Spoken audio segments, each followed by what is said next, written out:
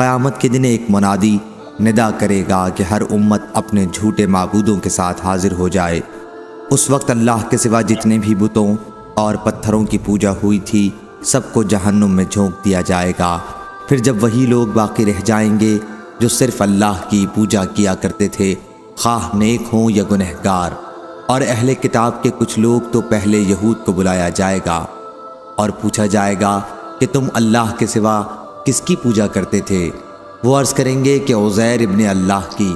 اللہ تعالیٰ ان سے فرمائے گا لیکن تم جھوٹے تھے، اللہ نے نہ کسی کو اپنی بیوی بنایا اور نہ بیٹا، اب تم کیا چاہتے ہو؟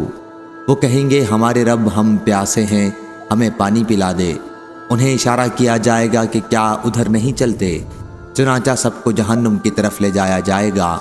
وہاں چمکتی ریت پانی کی طرح نظر آئے گی، باز باز کے ٹکڑے کیے دے رہی ہوگی۔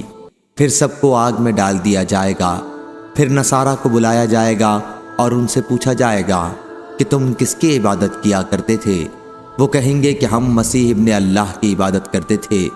ان سے بھی کہا جائے گا کہ تم جھوٹے تھے، اللہ نے کسی کو بیوی اور بیٹا نہیں بنایا۔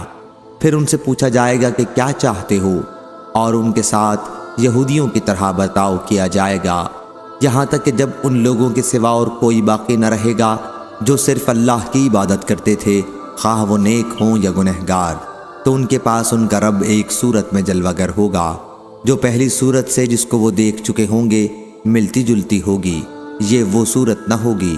اب ان سے کہا جائے گا اب تمہیں کس کا انتظار ہے؟ ہر امت اپنے معبودوں کو ساتھ لے کر جا چکی۔